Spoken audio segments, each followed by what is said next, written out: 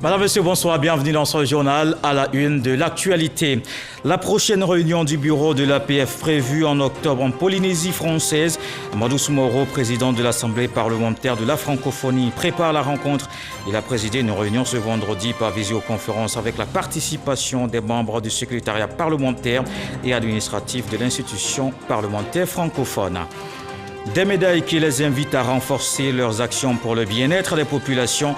6 hommes et 4 femmes du gouvernement décorés dans l'ordre national. La grande chancelière Henriette Dakré-Diabaté a procédé à la distinction de 10 ministres. Ils ont été faits commandeurs dans les ordres spécifiques qu'ils président ou coprésident. Vers une production en masse de logements de type abordable, des habitats à prix abordable et durable, l'opérateur immobilier français reçu par le Premier ministre Patrick Achi. Il a indiqué sa volonté d'accompagner le gouvernement ivoirien dans la réalisation de logements abordables et durables au profit des populations. Et puis au Mali, 15 casques bleus blessés ce vendredi, bilan d'une attaque au véhicule piégé contre une base opérationnelle temporaire dans la région de Gao. Le dispositif avait explosé au passage d'un convoi de la mission onusienne qui escortait le déploiement d'un bataillon de l'armée malienne. Le président de l'Assemblée parlementaire de la francophonie a présidé une réunion ce vendredi. Amadou Soumaoro et son équipe préparent la prochaine réunion du bureau de l'APF. La rencontre est prévue en octobre en Polynésie française. Une visioconférence dont nous parle Moussa Konaté. Réunion de la délégation permanente de l'Assemblée parlementaire de la francophonie. Échange par visioconférence au menu. La prochaine réunion du bureau de l'APF, prévue initialement en juillet à Papeete, la capitale de la Polynésie française, territoire d'outre-mer de la France. Nous sommes confrontés à un point urgent. Concernant la prochaine réunion du bureau à Papeete, à cet égard, je vous informe que j'ai invité M. Tongsa, président de l'Assemblée de Polynésie française, à se joindre à nous afin de répondre à vos éventuelles interrogations sur l'organisation de notre réunion à Papeete. Après les différentes interventions, dont celle du président de l'Assemblée de la Polynésie française, les participants, par la voix du président Amadou Soumaoro, décident. Compte tenu de nos échanges, je pense que nous pouvons répondre favorablement à l'invitation du président de l'Assemblée de Polynésie française et reporter notre réunion en octobre. Le président Amadou Soumaoro invite donc les membres du bureau de l'APF à prendre toutes les dispositions pour ce rendez-vous d'octobre en Polynésie française. Et on reste à l'Assemblée nationale. L'hémicycle a abrité une cérémonie d'hommage ce vendredi à l'honneur de l'honorable Saleh Poli, député de Meyagi, rappelé à Dieu le 11 mai dernier. Sa famille politique, le PDCI, les députés, sénateurs et une délégation du Parlement de la CEDEAO ont salué le parcours politique de l'illustre disparu. Il sera inhumé demain samedi 26 juin à Croon dans le département de Meyagi, région de la Nawa.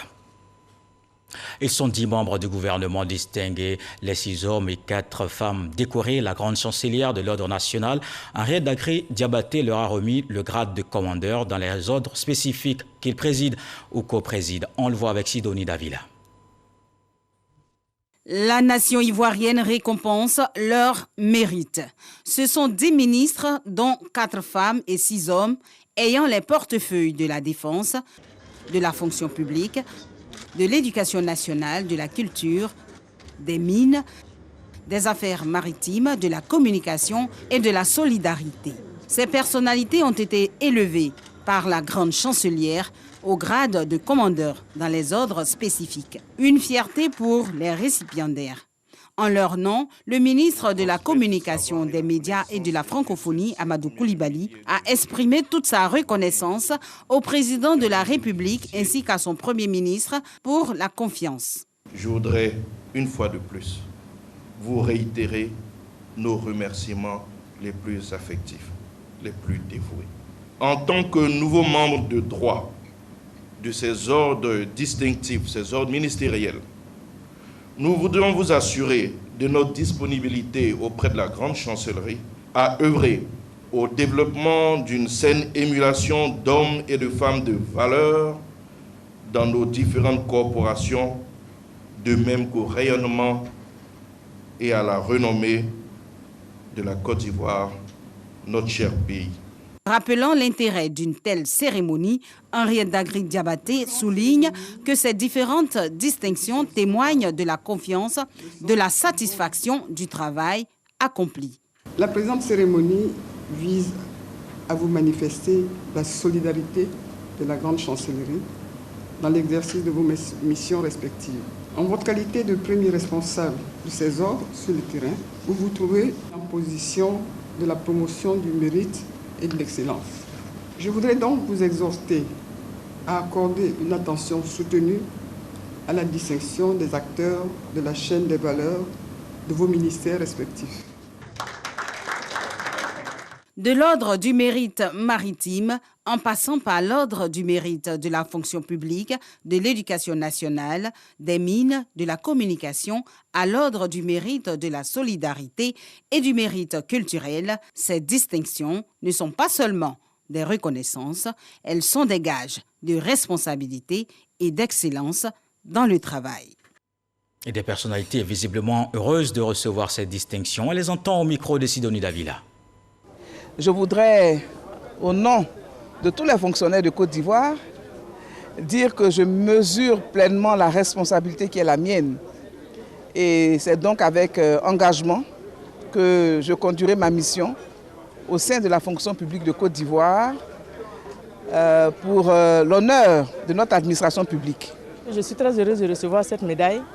C'est pour moi une invitation à contribuer à faire rayonner la Côte d'Ivoire pour faire en sorte que l'école ivoirienne soit une école de qualité, une école de mérite dans la transparence et dans l'équité. Alors je suis très content. Dire nos reconnaissances à M. le Président de la République, son Excellence Alassane Ouattara. Cette distinction, moi je la considère comme une mise en mission pour donner le meilleur de nous-mêmes. Nous voulons remercier respectueusement M. le Premier ministre Patrick Achi qui nous a appelés à son gouvernement, ainsi que le Président de la République, son Excellence M. Alassane Ouattara, pour la confiance qui nous a été témoignée et qui nous permet donc d'être aujourd'hui l'objet de cette décoration. On se rend à la primature. Le Premier ministre Patrick Achi a reçu le président du groupe Node, Antoine Grolin. L'opérateur immobilier français a lancé un projet d'habitat dans le pays. Il a indiqué sa volonté d'accompagner le gouvernement ivoirien dans la réalisation de logements à des prix abordables et durables au profit des populations. Alexis Ouedraogo. L'opérateur immobilier français Node veut accompagner le gouvernement ivoirien dans la réalisation de logements abordables et durables au profit des populations. Ils l'ont indiqué jeudi au terme d'une audience avec le chef du gouvernement Patrick Achi. On a été reçu par M. le Premier ministre pour expliquer le projet que nous avions sur le démonstrateur des maisons abordables qu'on a inauguré hier à Trècheville et dont d'autres sont en cours de développement, pour dire qu'on était une délégation d'entreprises françaises qui était fort attachée au développement et au dynamisme qu'on ressent ici en Côte d'Ivoire et qu'on a certainement beaucoup de choses à co-construire avec les habitants pour du développement ensemble. Le ministre de la Construction, du Logement et de l'Urbanisme, Bruno Nabani-Koné, a salué l'arrivée de ce partenaire qui s'engage à contribuer à la résorption du déficit dans le secteur du logement. C'est la première entreprise française qui s'engage dans le domaine de la production de logements en Côte d'Ivoire. Pour nous, c'est déjà un premier grand pas. Deuxièmement, c'est une entreprise qui a une fibre forte sociale. Et pour faire du logement social, il en faut. Donc nous avons de gros besoins au niveau du logement en Côte d'Ivoire, 600 000 logements à peu près. Bruno Koné a lancé un appel à toutes les entreprises du secteur ayant la capacité technique et financière à investir dans la construction de logements à coût abordable. Et les logements à coût abordable vont connaître donc un coup d'accélérateur. Il est prévu dans les mois à venir une production en masse de maisons écologiques dans le pays. Le ministre de la Construction a procédé à l'inauguration de la maison témoin à Trècheville. Le reportage de Cheikh Koné. Une signature de convention entre deux entreprises privées françaises, à savoir Node et Nuland, sous la supervision du ministère de la Construction. du logement et de l'urbanisme. Ce partenariat fera des heureux dans quelques mois avec la production en masse de logements à prix abordable sur toute l'étendue du territoire national. Aujourd'hui, on signe un protocole pour se dire que nous nous engageons à faire nos meilleurs efforts pour regarder comment optimiser un maximum le prix pour rendre abordable le logement et accessible au plus grand nombre. La production de ce nouveau type de logement va débuter dès la fin de l'année. Objectif, dupliquer le projet Live2 au service des logements sociaux. Un projet ambitieux pour lequel le ministère n'a pas hésité à apporter son parrainage institutionnel. Cependant, Bruno Nabagné-Koné a fait des suggestions. C'est premièrement la verticalité, dans la mesure du possible. Évidemment, ce n'est pas une condition sine qua non. La verticalité, donc avoir des constructions en hauteur. Deuxièmement, travailler le plus que vous pouvez avec le constructeur, mais également avec l'État de Côte d'Ivoire sur les aspects de fiscalisation pour réduire davantage le coût de ce logement et le prix de vente. Et le troisième sujet, c'est le crédit acquéreur, donc qui est toujours un frein, malheureusement, à l'accès à la propriété. Bien avant la signature de convention, le ministre de la Construction, du Logement et de l'Urbanisme a procédé à l'inauguration du démonstrateur de ce projet situé à Treichville. La cérémonie de ce jour me donne l'occasion de réaffirmer l'engagement de l'État de Côte d'Ivoire, sous la haute égide du chef de l'État, le président Alassane Ouattara, d'œuvrer activement en vue d'offrir à nos concitoyens un cadre de vie plus agréable, mieux organisé, plus sécurisé, ainsi qu'un logement plus décent et plus abordable. Cette cérémonie d'inauguration s'est soldée par une visite guidée du démonstrateur et par la signature d'un protocole d'accord entre la région de la Nawa, représenté par son président, le ministre Alain Donvaï, et le groupe Noud, pour la production de 100 maisons de ce type à Sobré. Le projet Live2 est un projet écologique en matière de construction de maisons. Ces logements de 2, 3, voire 4 pièces sont assortis d'un espace réservé pour mener des activités commerciales. Une sorte d'habitat business. Et l'actualité, c'est aussi la contribution de la CEI au renforcement de la démocratie qui est expliquée aux étudiants de Bouaké. Le président de la commission électorale indépendante a donné des détails sur la participation de cette institution chargée de l'organisation et de la supervision des élections. Ibrahim Koulibaly Kuibière a mis en relief le caractère impartial et l'indépendance de la CEI. Kader Sogodogo. Ibrahim Koulibaly Kuibière, président de la commission électorale indépendante, CEI, est à l'université Alassane Ouattara. Il est le tout premier invité de rencontres avec les institutions de la République. Une initiative de Gilbert Kafana Koné, ministre auprès du président de la République, chargé des relations avec les institutions, destinée aux étudiants de Côte d'Ivoire. La CEI et le renforcement de la démocratie en Côte d'Ivoire, c'est le thème présenté aux étudiants de Bouaké. L'orateur du jour est bien dans son domaine. Il n'y va pas de main morte. Le verbe y est. Comment la commission électorale participe au renforcement de la démocratie en Côte d'Ivoire? Mais de deux façons.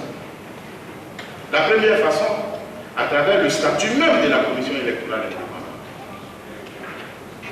Et la deuxième, à travers les activités qu'organise la commission électorale indépendante.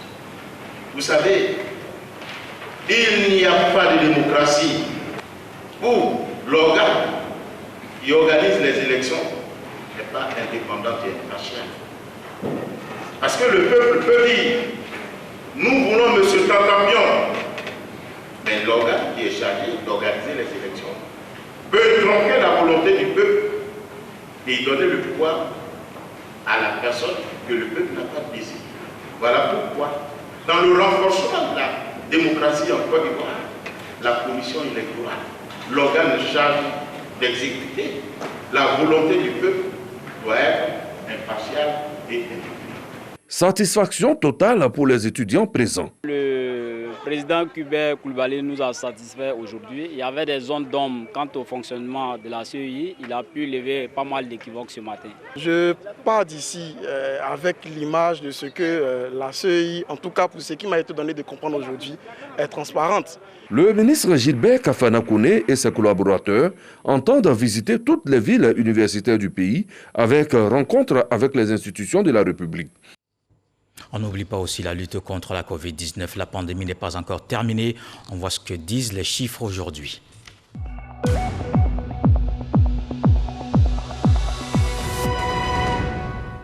Le ministère de la Santé, de l'Hygiène publique et de la couverture maladie universelle a enregistré ce vendredi 20 nouveaux cas de Covid-19, 23 guéris et pas de décès. La Côte d'Ivoire compte donc 48 137 cas confirmés, dont 47 715 personnes guéries, 311 décès et 111 cas actifs. Au total, 740 391 doses administrées contre la Covid-19. Le ministre de l'Environnement vient de remettre 34 agréments au bureau d'études et aux consultants en évaluation environnementale. C'est un outil pour accompagner le développement. Il permettra aux autorités de prendre les meilleures décisions quant à la réalisation des projets. Jean-Luc Assis met ainsi ses acteurs en mission. Walter Amadou Ouattara. La présente remise officielle marque la phase finale du processus de renouvellement et d'attribution des agréments lancé depuis décembre 2020. Ainsi, viennent de recevoir leur agrément 32 bureaux d'études et 2 consultants indépendants en évaluation environnementale qui ont satisfait aux conditions d'octroi. Avoir l'agrément vous donne du coup l'autorisation de pouvoir exercer pleinement vos activités. Quand on dit une étude d'impact, ce n'est pas un individu qui réalise, c'est un groupe d'experts. L'Agence nationale de l'environnement, ANDE, reste attentive à la prise en compte des enjeux environnementaux dans la mise en œuvre des projets en tenant compte bien sûr des principes du développement durable. Le ministre de l'Environnement et du Développement durable exhorte les bureaux d'études et les consultants indépendants à être des professionnels qui produisent des rapports de qualité. En effet, la nécessité de protection de l'environnement ne doit pas être un frein au développement de notre pays, mais plutôt en constituer un outil pour accompagner celui-ci. Je souhaite donc que vos coûts de prestations en relation avec la direction de l'ANDE soient harmonisés afin que la prise en compte des contraintes de développement durable soit accessible à tous les opérateurs économiques. Avec l'octroi de ces nouveaux agréments, la Côte d'Ivoire compte aujourd'hui 89 bureaux d'études et 7 consultants individuels en évaluation environnementale. Et le ministère de l'Enseignement supérieur se lance dans la quête de financement, rechercher des ressources pour une formation de qualité des hommes. Un atelier tenu entre un partenaire et 35 établissements d'enseignement supérieur privé. Les deux parties vont identifier les besoins du secteur. Astou Touré d'Agnogo. C'est une rencontre pleine d'espoir pour la réalisation des projets des universités privées d'enseignement supérieur de Côte d'Ivoire. La filiale de l'Agence française de développement, Proparco, se tient aux côtés du ministère de l'Enseignement supérieur et de la Recherche scientifique. La rencontre a pour but de mieux comprendre les enjeux et les défis rencontrés par les établissements d'enseignement supérieur et d'identifier les projets que Proparco pourrait être en mesure d'accompagner. C'est plus de 90 milliards de francs CFA qui ont été mobilisés à la faveur des contrats de désendettement et de développement, mais aussi de prêts souverains cofinancés avec le groupe de la Banque mondiale en appui au Centre d'excellence d'Afrique. Ces financements importants, le groupe de l'AFD est le premier partenaire technique et financier de l'enseignement supérieur et de la recherche scientifique en Côte d'Ivoire et que cette enveloppe est la plus importante jamais mobilisée par le groupe de l'AFD dans le monde. C'est une satisfaction pour le ministre Adama Diawara en charge de l'enseignement supérieur pour qui le soutien de l'Agence française de développement est une opportunité à saluer. Il se dit convaincu que les financements attendus seront bien exécutés par les établissements, favorisant l'aboutissement à une adéquation formation-emploi. Il se trouve que cet enseignement supérieur privé est confronté à un certain nombre de problèmes, dont la difficulté d'accès au financement.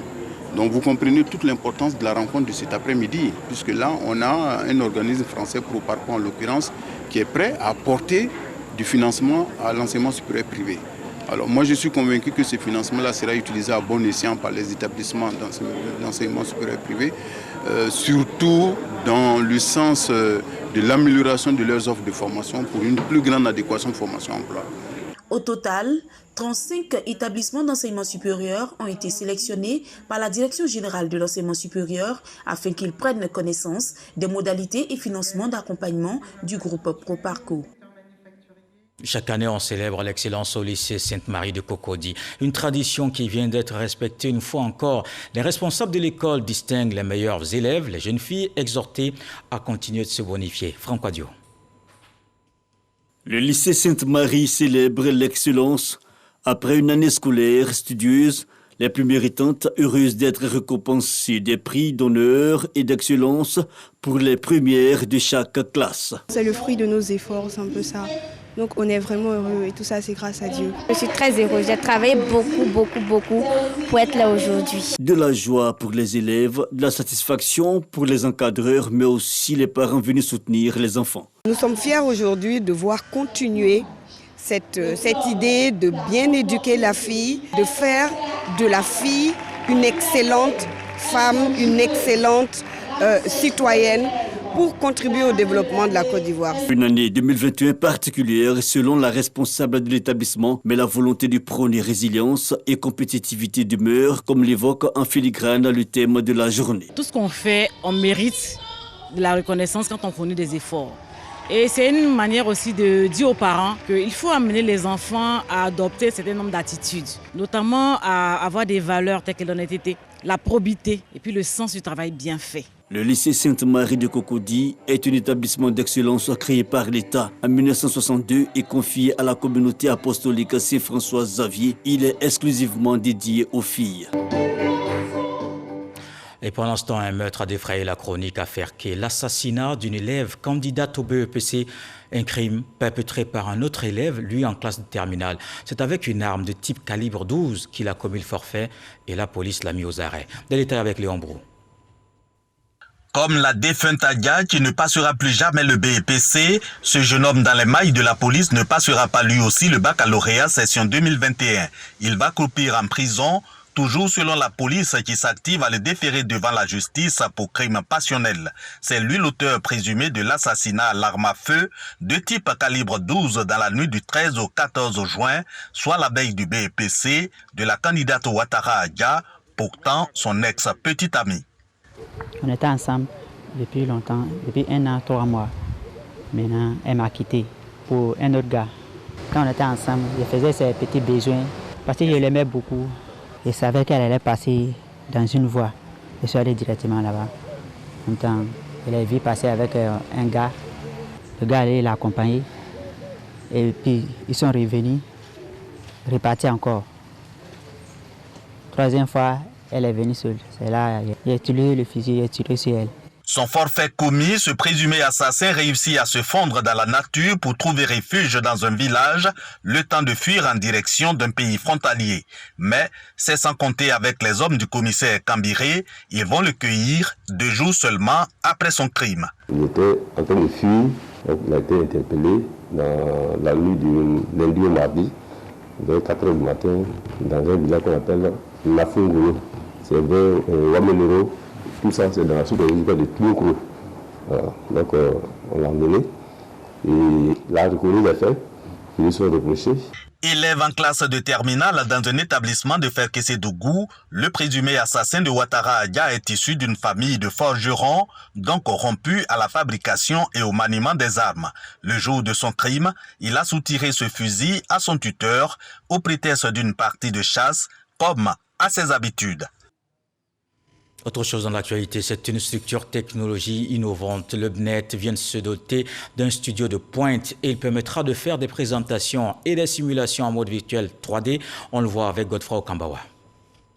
En appuyant sur l'écran de cet ordinateur, le ministre de l'Hydraulique, Laurent Tchagba, représentant le Premier ministre Patrick Achi, inaugure ainsi un studio de haute technologie en dimension 3D. Baptisé Studio BNET, il est construit sur 200 mètres carrés est composé d'un auditorium, d'une cabine technique et d'une salle d'exposition. Sa particularité est de faire des simulations dynamiques des projets en mode réalité virtuelle. Le président de la République a une grande ambition et une grande vision pour notre pays, la Côte d'Ivoire. Ces nouveaux outils de conception, de suivi et contrôle des travaux nous permettront donc d'accompagner beaucoup plus efficacement donc, le gouvernement dans la mise en œuvre de ce programme de travail. Selon Laurent Tchagba, représentant le Premier ministre, ce studio est une innovation, un outil de développement qui s'inscrira dans l'action gouvernementale. Quand on prend le programme prioritaire de l'État, c'est un ensemble de travaux qu'il faut réaliser sur la période 2021-2025. Lorsque notre ATMO ou bien notre maître d'ouvrage délégué que le Bénin a un tel équipement qui nous permet de gagner 50% de temps. La réalisation des travaux, du contrôle des travaux, nous pensons que vraiment c'est quelque chose de formidable. En se donnant les moyens d'atteindre ces objectifs, le Bénin se veut une référence internationale en termes d'expertise. Et l'ouverture de ce studio s'annonce comme un nouveau challenge pour le Bénin au service du développement de la Côte d'Ivoire depuis plus de 40 ans. Dans le domaine de la communication, les opérateurs de la téléphonie numérique, de la télévision numérique terrestre veulent une viabilité économique. La Haute Autorité de la communication audiovisuelle les a donc réunis autour d'une table ronde. Entre autres objectifs, identifier les défis auxquels sont confrontés ces chaînes privées. Ces acteurs vont aussi élaborer les stratégies pour avoir une meilleure santé financière. Dangui. Étroitesse du marché de la publicité. Faiblesse de la pénétration de la télévision numérique terrestre TNT dans les ménages. Ce sont entre autres les difficultés soulevées par les chaînes de télévision lors de la table ronde sur la question de leur viabilité économique. Nous devons faire les efforts, nous, nécessaires. Donc, en fait, en quelques mots, c'est d'avoir une démarche, une vraie démarche marketing pour attirer les annonceurs. Par rapport justement maintenant à tout ce qui est viabilité économique, on est contraint de pouvoir maintenir notre audience. C'est une véritable exigence aujourd'hui en ayant des contenus attractifs de qualité parce que nos clients aujourd'hui qui nous suivent sur les différents supports sont exigeants, ont de l'appétence pour la qualité. L'une des conditions de la viabilité économique des opérateurs de la TNT que proposent les chaînes de télévision privées, c'est d'obtenir une part de la redevance. La redevance RTI est au cœur des débats au niveau du nombre d'opérateurs qui souhaitent que cette redevance soit répartie. Le tout est de savoir si cela peut être accepté, si cela est faisable. C'est l'objet de la discussion. Ensuite, nous verrons les propositions qu'il nous semble utile de faire au gouvernement. Organisée par la Haute Autorité de la communication audiovisuelle ACA, cette table ronde vise à identifier les défis et à dégager des stratégies susceptibles d'assurer la viabilité économique et pérenne des opérateurs de la télévision numérique terrestre. Les acteurs de la commande publique du secteur du bâtiment et des travaux publics sont en formation. Les experts formateurs de l'autorité de régulation des marchés expliquent les innovations dans le domaine. La rencontre vise à relever le niveau de qualité des offres et éviter les erreurs dans l'exécution des commandes. C'est ce que nous dit Jean-Marc Djadji. L'ANRMP continue son processus de formation de l'ensemble des acteurs du système des marchés publics, qu'ils soient du secteur privé ou du secteur public. Et cela avec un programme de formation et une méthodologie évolutive et appropriée. Les acteurs de la commande publique voient donc leurs capacités se renforcer régulièrement. Cette séance de formation, elle, s'est intéressée au secteur du bâtiment et des travaux publics. Vous avez observé qu'il y a, depuis quelques années, c'est le boom de l'immobilier en Côte d'Ivoire. Au sortir de la crise, après toutes les infrastructures que l'État a fait, partout où il y a des routes bitumées, vous voyez des bâtiments qui poussent systématiquement. Mais nous avons aussi observé les dégâts qui sont commis par les mauvais entrepreneurs, des bâtiments qui s'écroulent. Le souhait, c'est que la qualité du bâti, que ce soit des bâtiments publics ou privés, la qualité s'améliore. Les petites et moyennes entreprises du secteur du bâtiment et des travaux publics vont donc être au parfum des innovations dans le secteur de la commande publique pour ne pas perdre des marchés par ignorance. Pour Koné Lamine, vice-président du groupement ivoirien du bâtiment et des travaux publics, GIBTP, c'est une formation importante et innovante qui donnera de meilleurs outils aux entrepreneurs dans l'élaboration des offres et surtout dans l'exécution des travaux.